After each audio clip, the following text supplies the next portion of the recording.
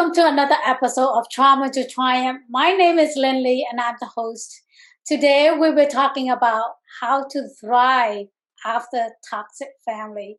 Our speaker today is Dr. Sherrie Campbell. Hi, how are you? I'm so excited to be on your show and helping you with your amazing purpose. Can you share with us a little background of your book? I am a doctor who specializes in toxic family. I was raised in one, so I don't just have book knowledge. I have, the whole life experience of what that's like. And I'm a little more edgy probably than some other people in my field because I do believe there are situations that you will need to cut ties with family.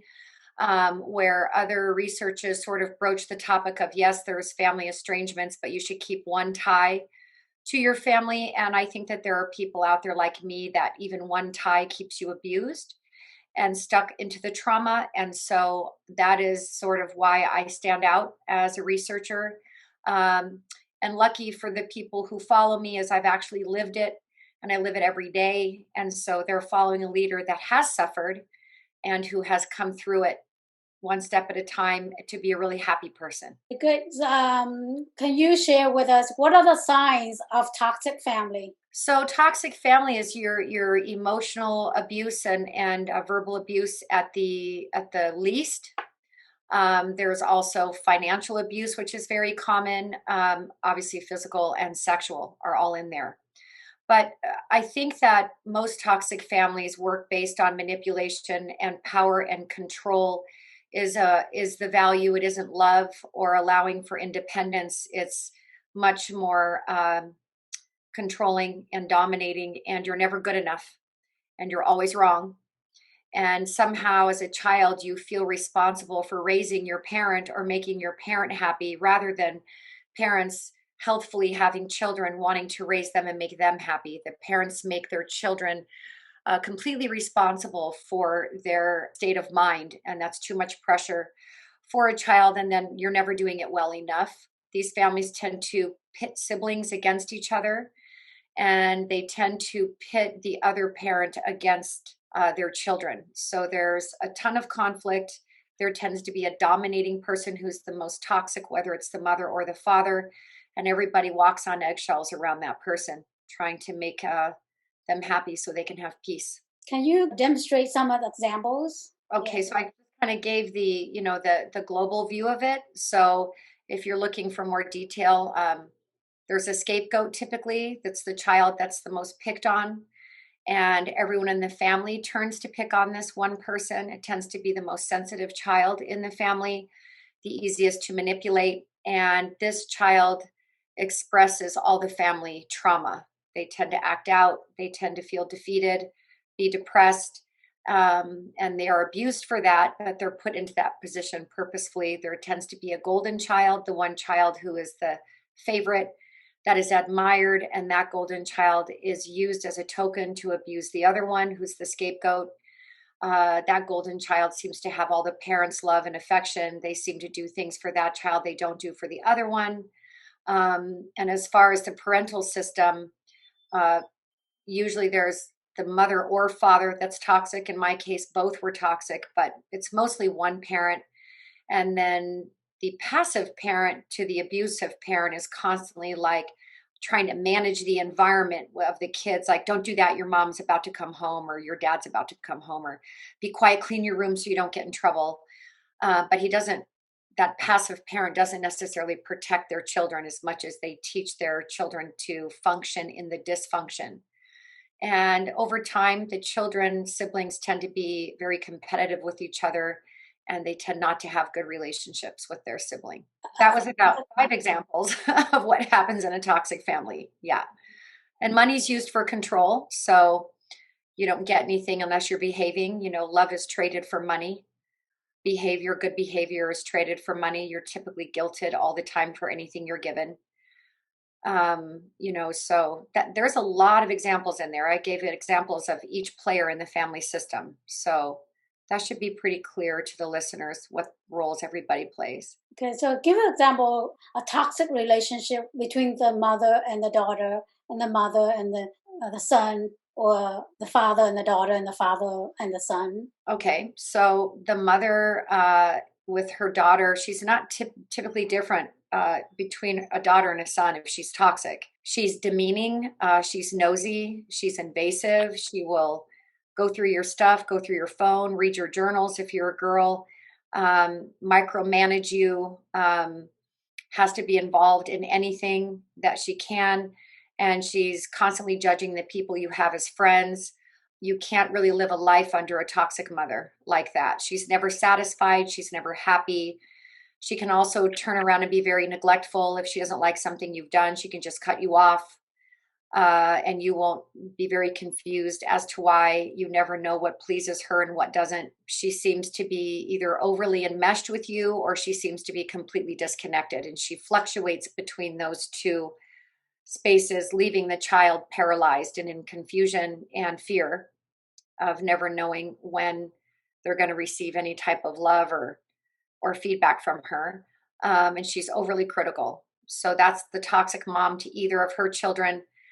The toxic father, he's either uninvolved completely and doesn't really care that he has kids, or he's very dominating, abusive, maybe charming to his friends, but you never really get to have time with him. You're an annoyance to him in his way.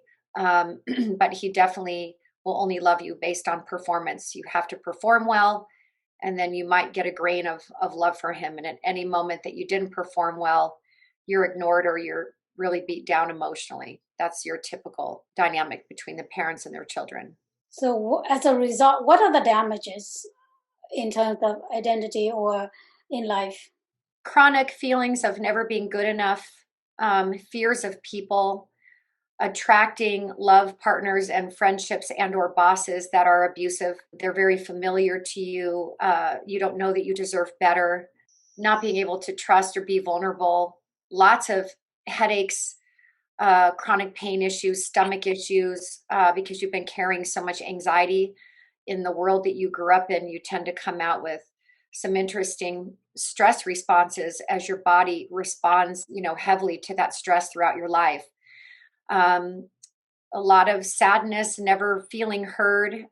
You can tend to be defensive when you come out of these families because you were always labeled as wrong, and you get a fear that no one's going to believe. You might overstate your point too often because you so desperately want to be heard and never were. And so there's a lot of trauma that comes back. And then as you're living your adult life and say someone hurts your feelings, it can trigger you into feeling like they're fully against you because that's what it was like growing up, but they might not be. And you've got to figure out how to work through that confusion between triggers to your past and what's happening to you today. So emotional management is very hard for people that have been raised in toxic families. It's something they really have to learn. And we can become addicted to that kind of chaos because it's all that we know love to be. And so seeing those patterns in yourself, learning how to fix those through therapy and reading books and, healing yourself so that you can triumph is definitely the path to take. Can you share with us your relationship with your parents? I had a very toxic mother and I have a very toxic father. So just both very abusive. They're abusive in their own ways. Definitely, they're very controlling and mean. They're mean. And my brother struggles and he's still connected. I was the scapegoat. He was the golden child. And I couldn't take it anymore. But they cut me off because of a very small incident where they followed the wrong car to a restaurant. Somehow that was my fault. And my mother cut me off, and I chose not to repair the fences because that was always my job. She'd cut me off and I'd have to kiss up to her, and I didn't do that and haven't heard much from her in 5 years. So my dad has been more out of my life than in. Very physically abusive, emotionally volatile. He grew up in a horrible home. He's just been more out of my life than in. So my parents were just not well. How did it all start? Do you remember? I mean, it started from birth. I didn't make them toxic. They were toxic far before I was born. They weren't well. They married very young. They were both probably psychologically unhealthy people, and they had children. That's how that started. That's one thing that people like me that I reach, my population, need to understand is having children didn't make your parents toxic. They were toxic before they had children. So it started in their own childhoods. It started in their own families and their own parenting, whatever they received, and they carried it on. When did you start first experience this kind of a unloving relationship with your parents? My earliest memory. Can you share with us? My dad was super scary. He did a lot of drugs at the time, and he was super scary. I've always been very scared of him, and rightfully so. He's been physically abusive. And my mom was very busy being popular. I think she had kids because that's what you were supposed to do next. I don't think she had kids because it was her lifelong dream to have them. And then, I was an annoyance. We were in her way of being popular. And how does she use that to build her popularity? Just would choose her selfish needs over what she wanted to do freedom wise rather than committing to raising her kids. She was very young when she had us, but that didn't really mature as she got older, and she's not emotionally mature. She tantrums and plays the victim, and she's passive aggressive and very abusive. She's just very abusive, very emotionally abusive. She's never wrong. Can you give us some examples of how she abusive? Like I just said, she's never wrong. It's always someone else's fault. For example, one time she said to me, "Don't worry, honey, someone will marry you." That's not nice. How did you take that as? Oh, I was young. I was like, well, why would you say something like that to me? She goes, "I just don't want you to worry. I mean, someone's going to marry you. Someone will." It's not nice. And it's insidious. And it was every day, every word out of her mouth to me about me was like that. And then the more successful I became, the more she hated me and the meaner she got. So, that's my mom's issues. I can't speak for why she does those things. I just know that she tore me down. Every little by little, she just tore me apart. Everything out of her mouth was a cut down. She just tore me apart. So it's continued in your adult life as well? Well, I cut ties with her 5 years ago. So not anymore. She doesn't have any avenue to me. And I've been in therapy since I was 16, and I've had some great therapists that helped me to see. And at some point, I just didn't want to fix her problems for her anymore, and I stopped. And so I don't have to deal with that anymore. And my life is much happier. I certainly wish I had a family, but I'm surviving quite well. And I'm happy, and I'm a really good mom, and I'm being able to do for my child what was never done for me. Very, very close to my daughter. And I've got really incredible friendships, and I have amazing love in my life. And I've landed 4 book deals since I cut ties with her. So, my life has really only gotten better. And I believe that, the universe has given me these gifts because I was brave. I chose to love myself. Mm-hmm. How about your father? How did he mistreated you? He physically abused me. He verbally abused me. I don't want to use foul language on your show to repeat what he said, but that should be enough information. I was physically abused and verbally abused. How does that affect you? The physical abuse, people tend to feel bad after they make you bleed, so they tend to be nice to you after that. And it wasn't like I was abused every single day. There were maybe 3 moments over the course of my childhood, but they were bad.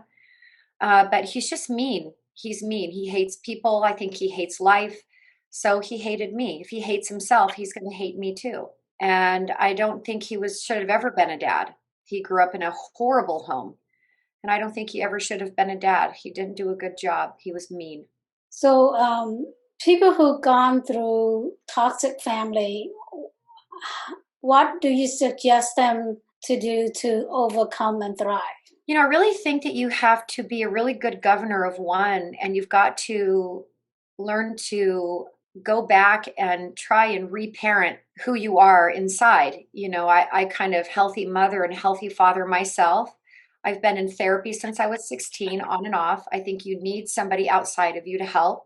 And read. Knowledge is power. It's hard. It's a hard life, but it doesn't mean it's an unhappy life. It's just a harder life. But for me, it's harder being in that family than out of that family. I had no chance to crawl out of the hole of low self-worth as long as I was being shoved back down into it. And I don't shove myself in that hole. I let myself out. And you can be happy and you can thrive. And there's so much good inside of you, and you are lovable, and you need help. Go get help. Don't have an ego about it. Just go get help. I'm in therapy today. So getting help is the greatest thing you can do. You need it. You need a mirror outside of your parents to help you know what your worth is. What does it require from the beginning? Did it require you to distance your family first in order to really get help, or do you stay in there and get help? Well, I mean, I've been again in therapy since I was 16. So I've been trying to get help the whole time. It's just when you're dependent on someone for food, home, and shelter, your choices to leave are very limited. So I had to wait. And then once I had my daughter, it was even more clear to me how dysfunctional my family was. And I somehow started feeling a need to protect her from them. And that was a big clue. So I started therapy again at that point. And I tried to just go low contact, like see them once a year, have a phone call once a month. And that worked for a little bit, but they can't manipulate me at that level. So they became more, they tried harder to get involved in my life the more I pushed them away. Then I actually tried to have several conversations around boundaries to see if that would work. And that did not work. And so then kind of only saw them once a year and talked to them as least that I could. And that still didn't work. But, I was lucky, I guess, in a way, because when they followed the wrong car to the restaurant and somehow that makes me disrespectful and insolent, as they called me, and they stopped talking to me. So I just controlled my panic and I controlled my pain. And I just wanted to see what would happen if I didn't mend the fence, and nothing happened.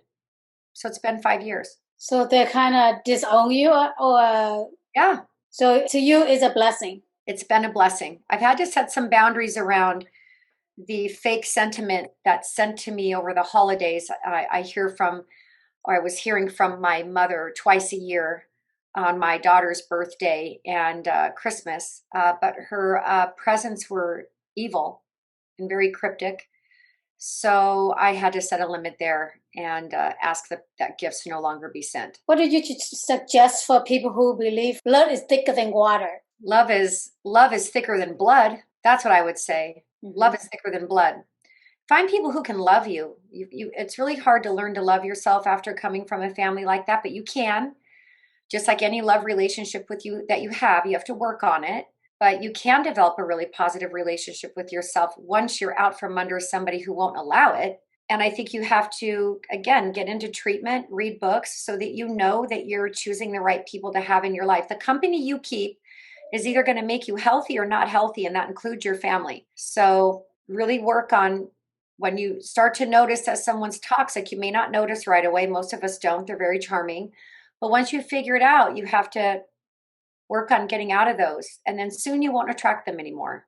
Because a lot of people have the belief that, blood is thicker than water, and therefore, if they're trying to disconnect or distance themselves from their family, they start to feel guilty or shame.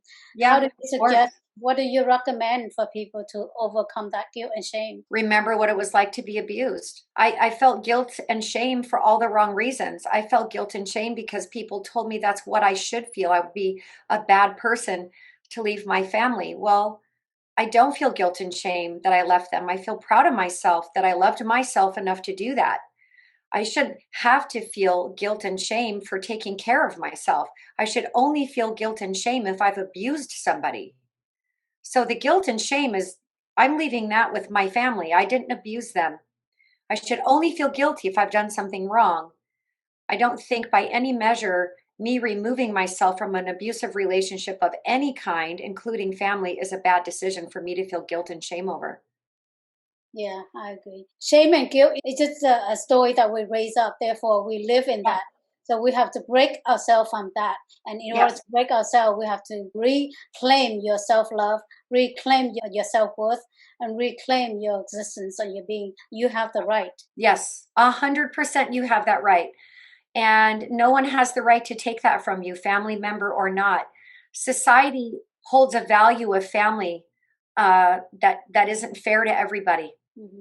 So you can't live for other people. You can't live for other people's value systems. You have to be a good governor of one and be brave.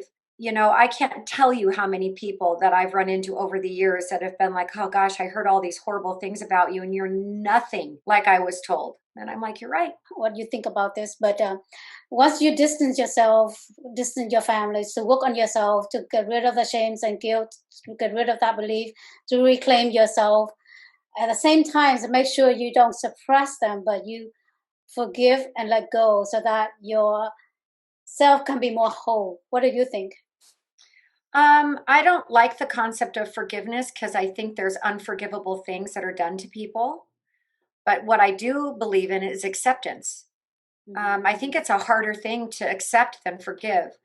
Forgiveness in my situation can actually make you victim to more abuse because forgiveness tends to be linked up with reconciliation or a hope for change.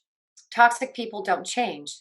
So, what you have to do that's even harder than forgiveness is to accept them, your family, for exactly who they are and not needing that to change, even though you might want that to change. That's harder than forgiveness because you have to be in reality that they're not going to change. Forgiveness too often brings hope. And there are situations in this life and with people where there is no hope, and you are wise to figure that out. And I'm not talking about being bitter. Sometimes there's this myth that if you don't forgive, you're this bitter person living with hate in your heart, and that couldn't be further from the truth. I am not bitter. I don't hate my family at all. In fact, I love them as human beings. I don't like them, but I love them. I don't want anything bad to happen to them. I'm not looking for like a revenge karma thing. I'm just trying to help people like me have a voice because there's a whole group of rejected parents out there that are abusive, and they have this platform that their kids are these spoiled, rotten, ungrateful, entitled kids. And that might be some, but it's far from being all. In fact, I think the, sort of like quote unquote millennial spoiled kids, I'm way out of that group, but those are a very small percentage of people who are estranged. And the reason that people don't know the statistics on estrangement is because people like me don't talk, because people feel sorry for the parent instead of feeling compassion for this brave child, because children need their family far more than the parents need the children. There are too many people who don't have children that live life just fine. So we don't need them. But if you have a child, that child is going to need you. So it's much, much harder for a child to cut ties than a parent. And so I feel like it isn't about forgiveness. It's not about reconciliation. It's about surrender, and it's about acceptance. Because unless you can accept something or surrender to it, you're going to be bitter. And bitterness eats the host. I'm not resentful. I'm not bitter. I don't forgive them for what they've done because they've not been sorry. Forgiveness is an act of mercy that you give to somebody who has shown repentance, who's showing change in behavior. If that doesn't happen, then forgiveness is not going to be necessary. What you have to do is accept your circumstances, surrender to them, let them go, and live your life. Totally agree. Yeah, we need to give the newer generation some credit, because I heard so much about the older generation bash Yes. the younger generation Yes. because you don't see their credibility. They are crying out for you to hear them. So Yep. please work with them because they are brilliant. Yes, I agree. Okay, with that being said, so thank you so much. Yes, Maria. thank you. I love So your show. I love your purpose. I think you're a beautiful human being, and I wish you the best in all your endeavors helping people. Oh, thank you so much. Where can people find you? I would go on my Facebook page, Sherrie Campbell, PhD, on Facebook, and then my website, drsherriecampbell.com. All right. All right. Thank you, you guys. I see you guys in the next episode. Can't wait. Bye-bye. Bye.